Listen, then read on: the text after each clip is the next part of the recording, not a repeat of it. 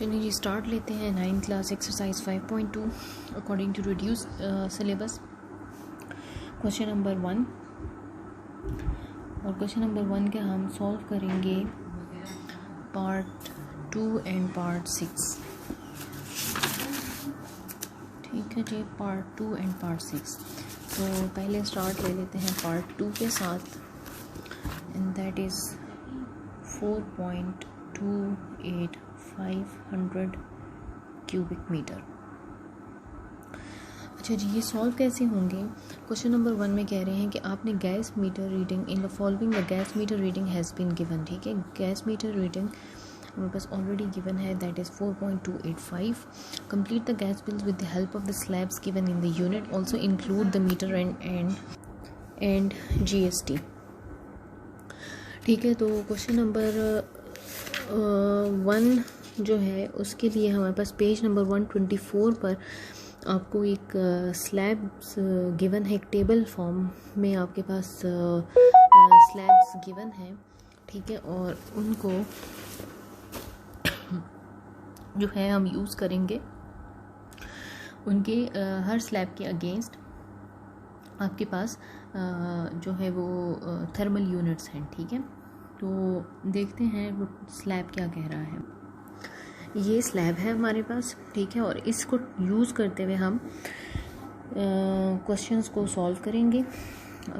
Slab 1 से लेकर slab 7 तक हमारे पास डिफरेंट स्लैब्स गिवन हैं, और फिर उनका यूजेज बताया गया है, और हर यूजेज के अकॉर्डिंग, हर स्लैब के अकॉर्डिंग उसके पर थर्मल यूनिट्स जो है वो हम कैलकुलेट करेंगे। ठीक है, यानी कि रेंज अगर 0 to 0.50 तक होगी गैस यूजेज की, ठीक है, तो मीटर रीडिंग के अकॉर्डिंग, तो उस पे जो बिल आएगा कैलकुलेट होगा वो एक थर्मल यूनिट का 80 रुपीज़ होगा। ठीक है, तो अगर हमारे पास 4.285 है तो फिर हमारे पास जो बिल कैलकुलेशन है वो थोड़ा सा डिफ़र करेगा। अच्छा, ये क्वेश्चन जो है ये हम सॉल्व करेंगे अकॉर्डिंग टू एग्जांपल।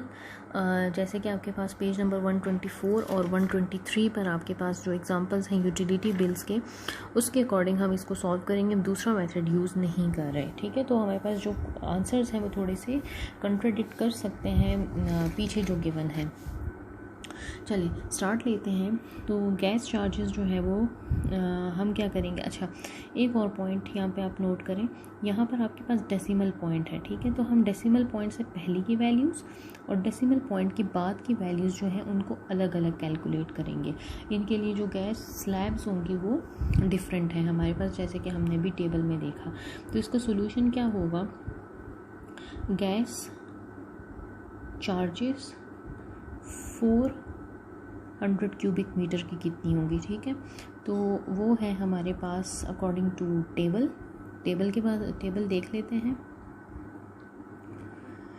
ठीक है, अब यहाँ आप देख सकते हैं जो स्लैब 4 है, ठीक है, दिस इज़ स्लैब नंबर 4।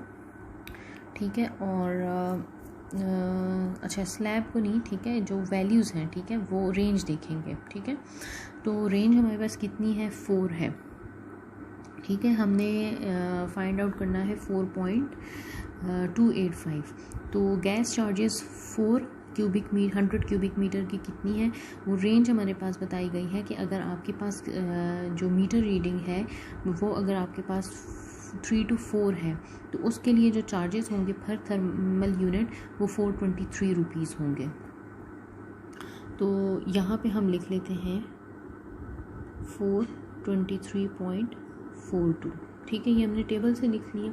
फिर रिमेनिंग चार्जेस कितने हैं, वो 285 चार्जेस होंगे। तो गैस चार्जेस 28500 क्यूबिक मीटर के लिए कितना होगा, दैट इज़ 0.285। तो 28 कौन सी कैटेगरी में फॉल कर रहा है, ये फर्स्ट कैटेगरी में फॉल कर रहा है। ठीक है, 0.28, तो 28 जो है वो 50 से कम है और 0 से बड़ा है। ठीक है, तो वो फर्स्ट रेंज में आ जाएगा। तो ये फर्स्ट स्लैब में आ गया हमारे पास, और इसकी जो यूनिट्स हैं दैट इज़ 80.65। तो हम यहाँ पे लिख लेते हैं 80.65। ठीक है।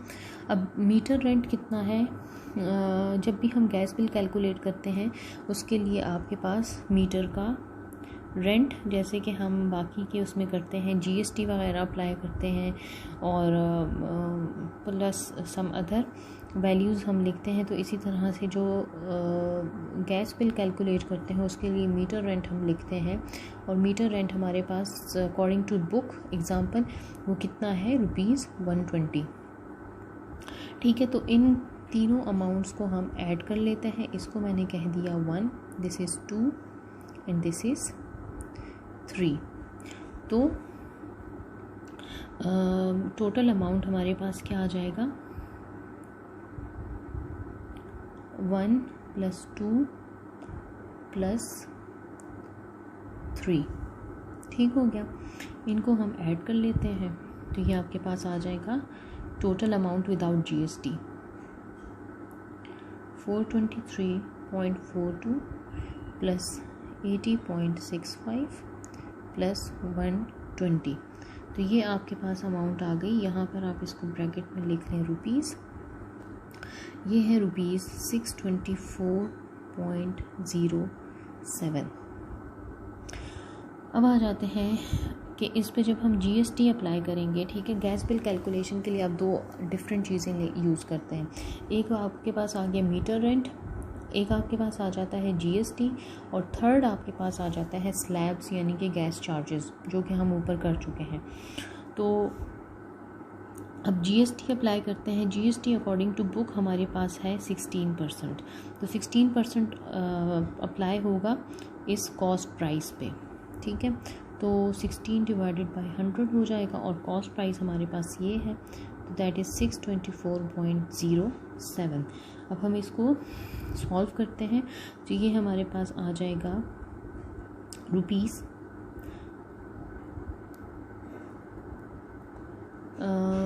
एक मिनट मैं इसको कैलकुलेट कर लूँ।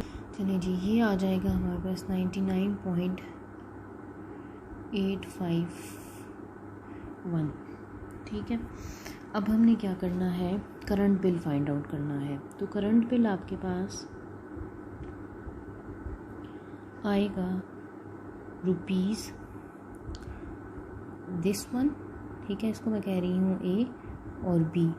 ठीक है, बिल डेफिनेट सी बात है कि बिल आपके पास जीएसटी लगने के बाद ही आता है। ठीक है, जब आपको एक फ़ाइनल अमाउंट मिलती है तो वो आपको जीएसटी के बाद ही पता चलती है।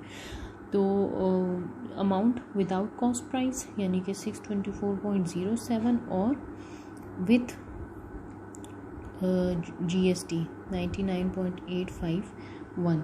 तो ये आपके पास आ जाएगा 723.92। यही आपका आंसर आएगा। ठीक है, अब आ जाते हैं इसके नेक्स्ट पार्ट पे, that is question number 6। 4.665 cubic metre. तो इसको भी सॉल्व कर लेते हैं, इसका सॉल्यूशन लिख लेते हैं। गैस चार्जेस पहले डेसिमल पॉइंट से पहले वाली वैल्यूज़ 400 क्यूबिक मीटर। तो 4 की हमें पता है, हमने लास्ट क्वेश्चन में भी यूज़ किया है 423.42। फिर है गैस चार्जेस, अब डेसिमल पॉइंट के बाद है हमारे पास 6500 क्यूबिक मीटर, और इसकी जब मैं टेबल से वैल्यू देखूंगी तो वो मेरे पास आ जाएगी 84.45। अब मीटर रेंट इसी तरह से अप्लाई करूंगी इस पर। ठीक है, ये एग्जैक्टली फर्स्ट क्वेश्चन की तरह है, दैट इज़ ₹120। इसको मैंने कह दिया 1, this is 2, this is 3, adding all these 3, so we will get bill without GST. ठीक है, तो इनको ऐड कर लेते हैं। 423.42 + 84.45 + 120। तो ये आ जाएगा हमारे पास, इसकी अमाउंट आ जाएगी विदाउट जीएसटी 627.87। ठीक है, इसको मैं कह रही हूँ ए। अब बिल कैलकुलेट करेंगे जीएसटी, पहले जीएसटी निकाल लेंगे। जीएसटी हमारे पास है 16%, 16 divided by 100 multiplied by cost price 627.87। तो जब इसको हम कैलकुलेट करेंगे तो ये मेरे पास आंसर मैंने कैलकुलेट किया हुआ है इसका, और ये मेरे पास आ रहा है, दिस इज़ 100.454। ठीक हो गया। अब पेबल बिल क्या बनेगा हमारे पास, यानी कि बिल विद जीएसटी जो कि हमने पे करना होगा, उसको हम कहेंगे पेएबल बिल। तो ये आपके पास आ जाएगा जी 627.87 प्लस 100.454। तो ये आपके पास आंसर आ जाएगा इसका 728.324। ठीक है, ये आपके पास आंसर आ गया। अब आ जाते हैं हम क्वेश्चन नंबर 2 की तरफ। क्वेश्चन नंबर 2 के हमने 2 पार्ट सॉल्व करने हैं, और ये है इलेक्ट्रिसिटी बिल से रिलेटेड। तो 315 यूनिट्स, ये ठीक है। हमने क्या फाइंड आउट करना है, in the following the number of units consumed while using electricity are given. ठीक है, वो कह रहे हैं कि जितने यूनिट्स कंज्यूम किए हैं किसी कंज्यूमर ने, ठीक है, किसी सारिफ ने, वो 315 यूनिट्स हैं। अब इस 315 यूनिट्स पे हमने इलेक्ट्रिसिटी बिल कैलकुलेट करना है। तो इलेक्ट्रिसिटी बिल कैलकुलेट करने के लिए हम क्या करते हैं, हमारे पास हम एक सॉल्व एग्जांपल देखेंगे जो कि हमारे पास ऑलरेडी पेज नंबर 123 पर गिवन है, और उसमें एक टेबल गिवन है। ठीक है, तो इलेक्ट्रिसिटी बिल कैलकुलेट करने के लिए हम यूज़ करते हैं 5 पॉइंट्स। सबसे पहले हम यूनिट्स, और उसके बाद एक्साइज ड्यूटी या टैक्स या डिफरेंट अदर टैक्सेस। तो जो यूनिट्स की कैलकुलेशन है वो किस तरह से है, हमारे पास हर यूनिट्स को कैटेगराइज कर दिया गया है। ठीक है, इन सर्टन ऑर्डर इसको कैटेगराइज कर दिया गया है, और कैटेगरी क्या है कि फर्स्ट 100 यूनिट्स वो है उसका रेट 2.65। ठीक है, यानी कि एक यूनिट का 2.65 है, तो 100 यूनिट्स को हम मल्टीप्लाई कर लेंगे 2.65 से। फिर वो कह रहे हैं कि अगर बिल आपके पास आता है नेक्स्ट 200 यूनिट्स का, तो उस पे क्या रेट अप्लाई होगा, 3.64। देन नेक्स्ट 700 यूनिट्स, और इस पे आपके पास आएगा 6.15, एंड देन रिमेनिंग यूनिट्स होंगे, उसका होगा 7.41। ठीक है, अब फर्स्ट 100 यूनिट्स का मतलब ये है कि रेंज आपके पास अगर 1 से 100 यूनिट्स के दरमियान आपका बिल है तो उस पे रेट अप्लाई हो रहा है 2.65 का। इसी तरह से अगर 101 से लेकर 300 तक की रेंज है, यानी कि नेक्स्ट 200 यूनिट्स 100 के बाद 300 तक बनते हैं, तो उस पे रेट आपके पास 3.64 होगा। और फिर 700 यूनिट्स हैं, यानी कि 301 से लेके 1000 तक, तो उस पे रेट आपके पास 6.5 होगा। और इसी तरह से जो रिमेनिंग जितने भी होंगे वो आपके पास 7.41 होगा।